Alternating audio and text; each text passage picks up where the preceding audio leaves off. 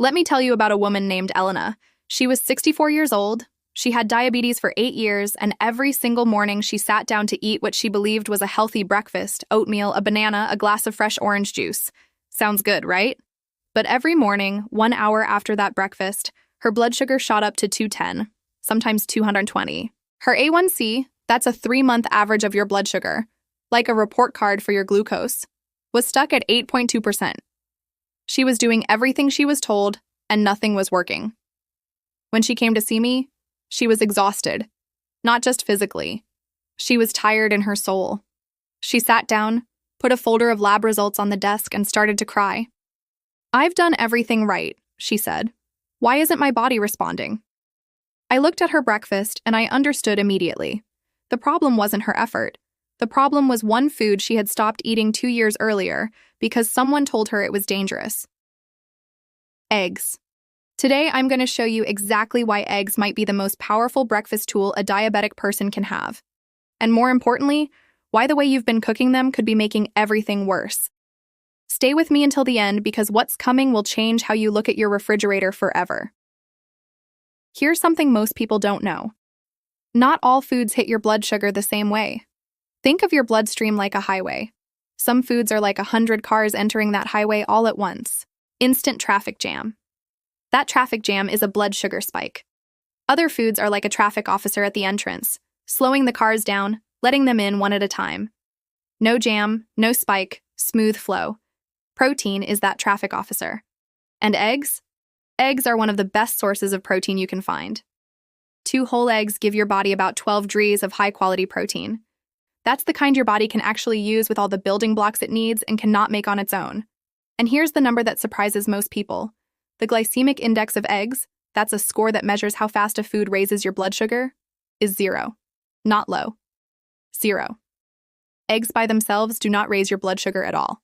Now I need to talk about the reason so many people stopped eating eggs in the first place. Cholesterol. For decades, doctors told us eggs have cholesterol. Cholesterol is bad for your heart, so don't eat eggs. Elena's previous doctor told her exactly that, so she switched to oatmeal and juice. But here's what the newest research actually shows. The cholesterol you eat in food is not the main thing driving cholesterol levels in your blood. Your liver makes cholesterol on its own, independently. What tells your liver to make more bad cholesterol isn't eggs. It's refined sugar and trans fats. Think of your liver like a factory. The manager, that's sugar and bad fats, gives the orders. Eggs aren't even in the building. In fact, studies in major medical journals found that eating whole eggs regularly can actually improve your cholesterol. It raises HDL cholesterol, that's the good kind, the one that protects your heart like a cleanup crew in your arteries. And it changes LDL, the kind people worry about, from a small, sharp form that can damage blood vessel walls to a larger, rounder form that causes much less harm. Elena stopped eating eggs to protect her heart, but that decision was quietly making things worse every single morning. Now here's something I want you to promise me right now. Stop throwing away the yolk. I know, for years you were told, keep the white, throw the yellow. But that advice was based on old information. Modern science has looked at this again very carefully, and the conclusion is clear. The yolk is where almost all the good stuff lives. Let me show you what's inside it. Choline. Your liver needs this to process fat properly. Think of choline as the cleaning crew for your liver, keeping it running smoothly so it doesn't get overloaded. For diabetics especially, a healthy liver matters enormously. Vitamin D. This helps your cells respond better to insulin. Insulin is like a key that opens the door to your cells so sugar can enter and be used for energy. Vitamin D helps make sure the lock on that door is working properly. Many diabetics are low in vitamin D without even knowing it. Lutein and zeaxanthin. These are 2 natural compounds that protect your eyes. High blood sugar over time can damage the tiny blood vessels in your eyes, like rust slowly corroding a pipe. Isang kiwi ay sumasaklaw sa karamihan ng bitamina C sa iyong araw, at ang bitamina na iyon ay mahalaga rito dahil ang atay mo ay nasusunog sa antioxidants sa magdamag habang pinoproseso nito ang taba. Pero ang dahilan kung bakit ko sinasabi sa mga pasyente na kainin ang kiwi lalo na sa gabi ay ang ginagawa nito sa tulog mo. Ang kiwi ay isa sa iilang pagkain na natural na mataas sa serotonin, ang calming chemical na ginagamit ng utak mo para magpahinga. Ang mga mananaliksik sa Taipei Medical University ay nagpatikim ng 2 kiwi sa mga tao 1 oras bago matulog, at sa loob ng ilang linggo, ang mga taong iyon ay mas mabilis na nakakatulog at mas matagal na natutulog. Hindi iyon side note. Ang atay mo ay ginagawa ang repair work nito sa malalim na tulog. Kaya, isang prutas na nagpapalalim ng tulog mo ay tahimik na pinoprotektahan ang atay mo sa buong gabi. Kung masama ang tulog mo, ang atay mo ay hindi kailanman nakakakuha ng buong shift. Bukod sa aspeto ng tulog, ang kiwi ay nagdadala ng soluble fiber at isang set ng polyphenols, natural na plant antioxidants na tumutulong na kalmahin ang low-grade inflammation na nagpapataas ng taba sa atay. Upang gamitin ito, kainin ang 1 o 2 buong kiwi mga 1 oras bago matulog. Kainin ang balat kung kaya mo dahil doon nakatira ang marami sa fiber at antioxidant load. Bigyan ito ng mabilis na banlaw at kuskos. At ang fuzz ay madaling lampasan. Numero 2 ay ang blueberries, at ito ang may pinakamalakas na direktang ebidensya para sa atay mismo. Ang nagpapadilim ng blueberry ay isang pigment na tinatawag na anthocyanin.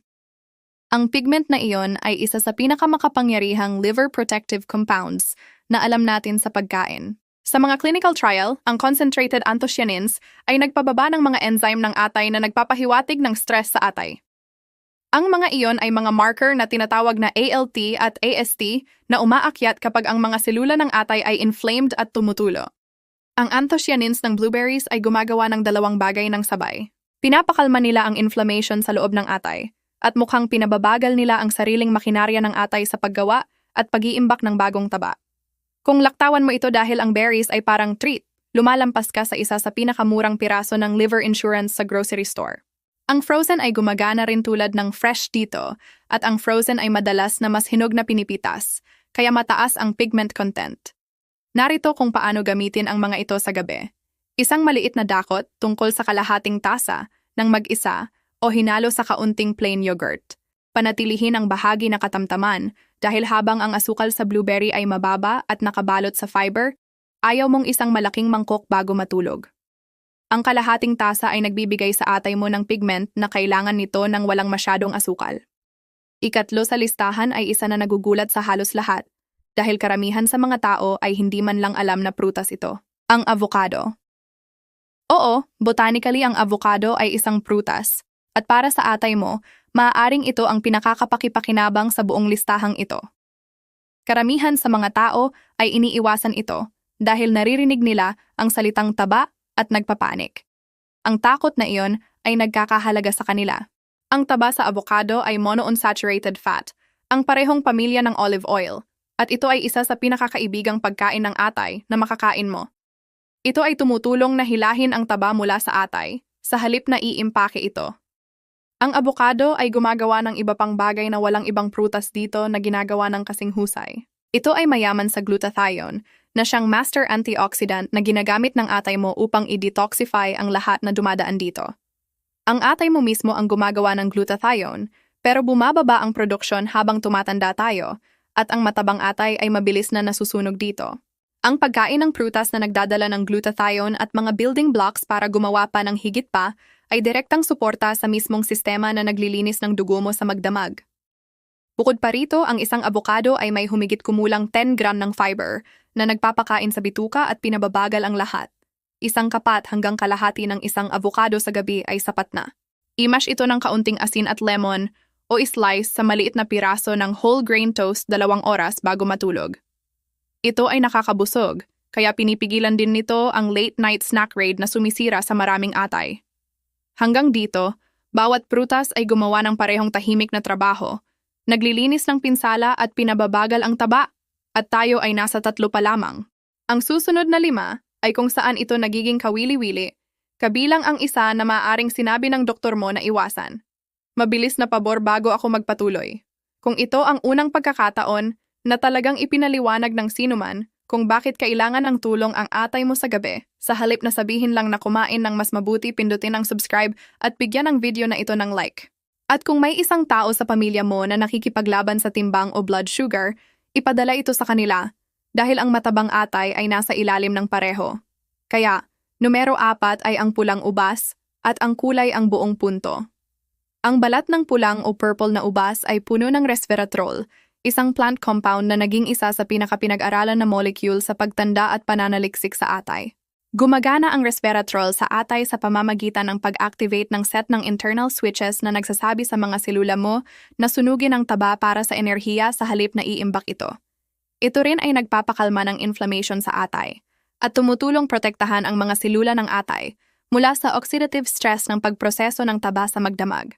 Ang berdeng ubas ay hindi nagdadala ng halos ganito karami, kaya abutin ang pulang at purple. Ngayon, isang salita ng babala na nagpapanatiling tapat dito. Ang mga ubas ay mas matamis kaysa sa ibang prutas na nabanggit natin, kaya ang bahagi ang lahat dito. Hindi ito prutas na kakainin ng mangkok-mangkok sa gabi. Humigit kumulang 10 hanggang 15 pulang ubas ang tamang dosis sa gabi. Kainin ang mga ito ng buo, balat at lahat, dahil ang resveratrol ay nakatira sa balat. Isang maliit na trick na gusto ko ay i-freeze ang mga ito dahil ang frozen na ubas ay mas matagal kainin at parang tunay na dessert na pinipigilan kang abutin ng tunay na ice cream. Numero 5 ay ang simpleng mansanas at ito ay gumagana sa atay mo sa pamamagitan ng likurang pintuan na hindi iniisip ng karamihan, ang bituka mo. Ang mansanas ay isa sa pinakamahusay na mapagkukunan ng soluble fiber sa anyo ng pectin. Kapag ang pectin na iyon ay umabot sa bituka mo, ito ay nagpapakain sa mabubuting bakterya na nakatira roon. At ang mga bakterya na iyon ay gumagawa ng mga compound na pumupunta sa atay at nagsasabi dito na kalmahin at mag-imbak ng mas kaunting taba. Ang koneksyon sa pagitan ng bituka mo at atay ay tumatakbo sa tuwid na linya sa pamamagitan ng ugat na tinatawag na portal vein at ang malusog na bituka ay nagpapadala ng malusog na signal sa atay. Ang problemadong bituka ay binabaha ito ng inflammation.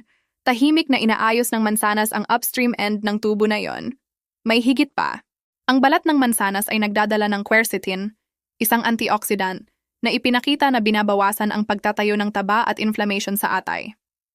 Balatan mo ang mansanas at itinatapon mo ang karamihan nito. Kaya, kainin ng buo. Isang katamtamang mansanas sa gabi ay perpekto, at ang medyo maasim tulad ng Granny Smith ay may mas kaunting asukal at mas maraming magandang fiber. Kung gusto mong parang treat, islice at budburan ng tunay na cinnamon sa ibabaw na may sariling banayad na benepisyo sa blood sugar.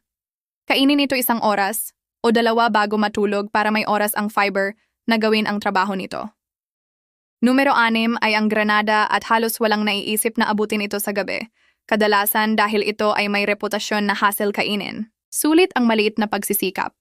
Ang maliliit na ruby seeds, ang arils, ay puno ng mga compound na tinatawag na punicalagins, na ilan sa pinakamakapangyarihang antioxidants na matatagpuan sa anumang prutas.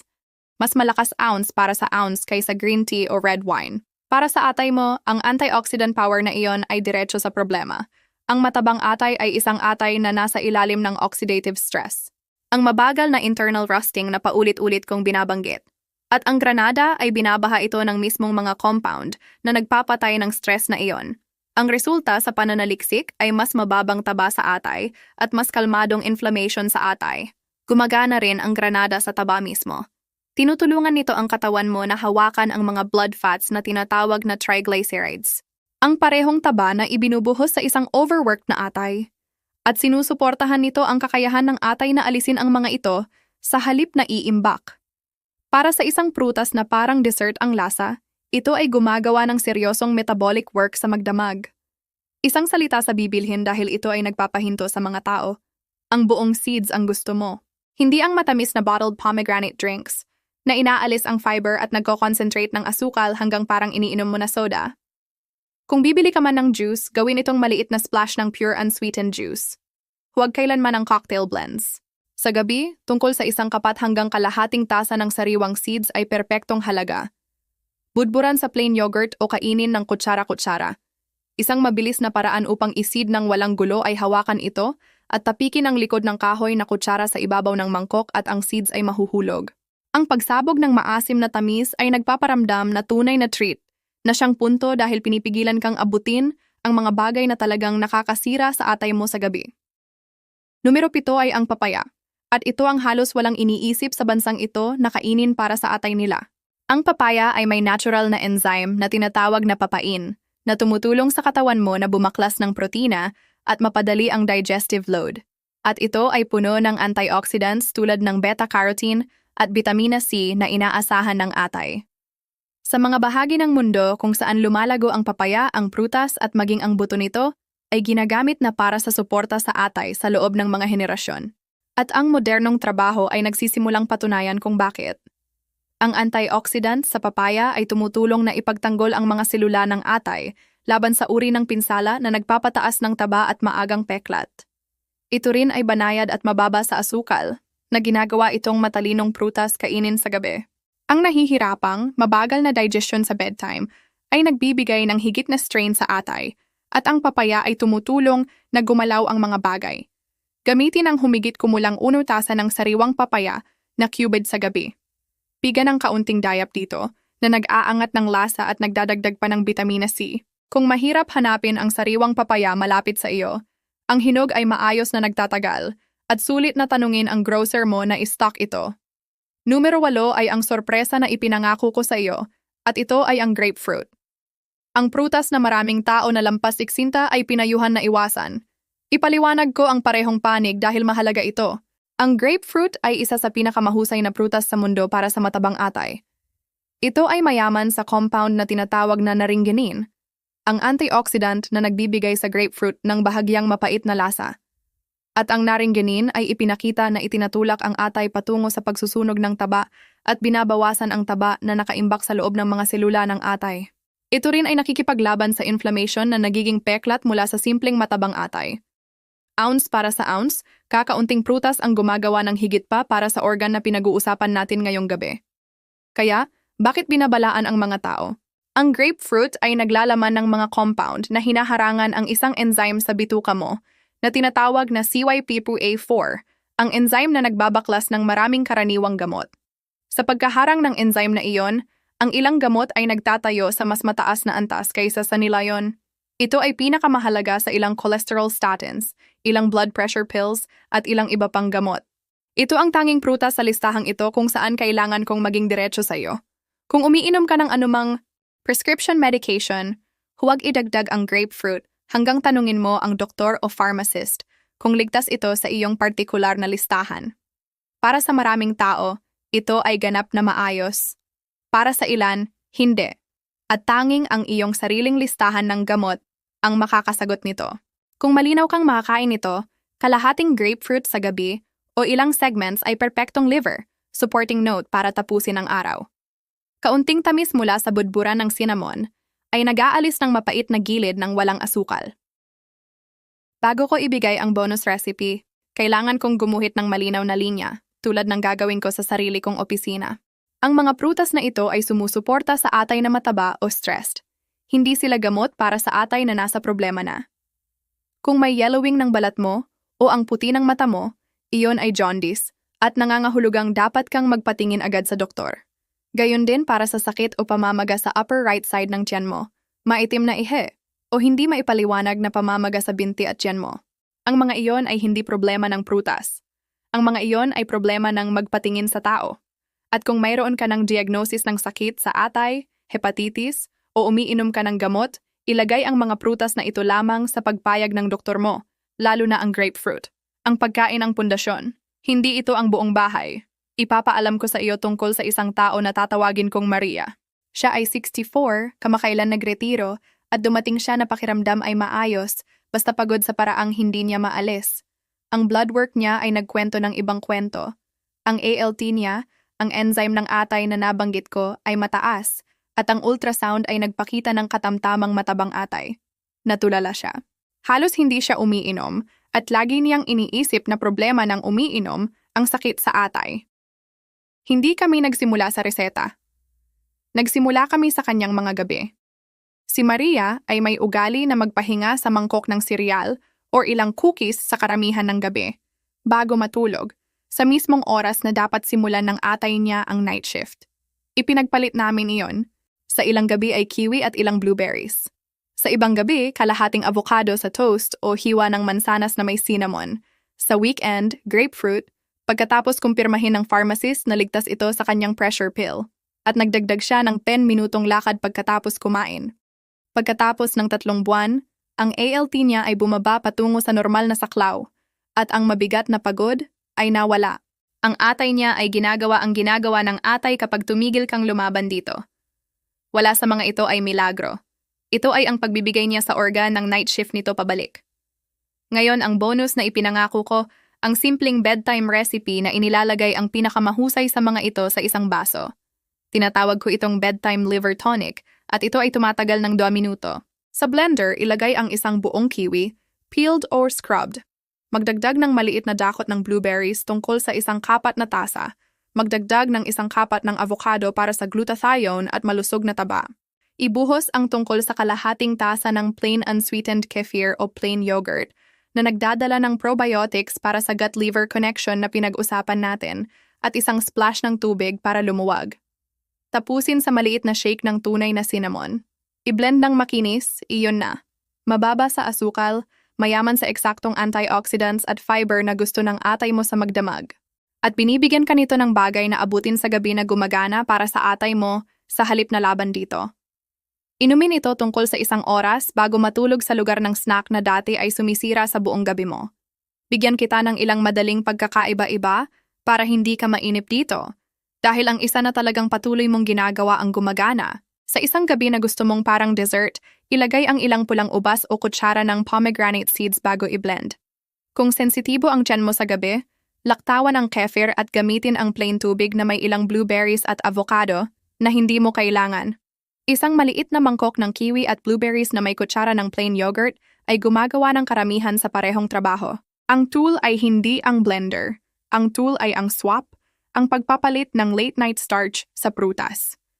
Pansinin na iniwan ko ang grapefruit sa labas ng blended recipe ng sadya dahil sa medication issue na nabanggit natin. Panatilihin ang grapefruit ng hiwalay, kainin ng mag-isa, at lamang kung na-clear ito ng doktor o pharmacist mo sa iyong listahan. Kaya narito ng eksakto kung ano ang gagawin mo ngayong gabi, 5 simpleng hakbang. 1. Isara ang kusina mo ng mas maaga. Subukang gawing isa sa mga prutas na ito ang huling pagkain mo sa gabi sa halip na starch o matamis, para magsimula ang night shift ng atay mo ng walang laman. 2. Pumili ng 1 prutas mula sa listahan ngayong gabi na nasa bahay mo na at kainin ang maliit na bahagi nito tungkol sa 1 oras bago matulog. 3. Kung gusto mo ang buong epekto, gawin ang bedtime liver tonic. Kiwi, blueberries, kaunting avocado, plain kefir, shake ng cinnamon, 4 magdagdag ng 10 minutong lakad pagkatapos kumain. Tinutulungan nito ang mga kalamnan mo na hilahin ang asukal mula sa dugo mo bago ito makarating sa atay. 5. Kung umiinom ka ng anumang prescription medication, isulat ang 1 tanong para sa pharmacist mo sa linggong ito. Ligtas ba ang grapefruit sa listahan ko? Ang 1 tanong na yon ay pinoprotektahan ka at binubuksan ang pinakamahusay na prutas para sa atay na mayroon. Ngayon, ang pagkain ng tamang prutas sa gabi ay kalahati ng larawan. Ang kabilang kalahati ay ang ginagawa mo sa unang bagay sa umaga dahil may ilang ordinaryong morning habits. Mga bagay na maaaring ginagawa mo araw-araw ng may pinakamabuting intensyon. Natahimik na nagpapakain sa matabang atay at pinabaliktad ang magandang trabaho na ginawa mo sa magdamag. Sa susunod kong video, lalakaran kita sa morning routine na nagpoprotekta sa atay mo at ang karaniwang breakfast mistake na inilalagay muli ang taba kung saan ayaw mo. Kita-kita tayo roon.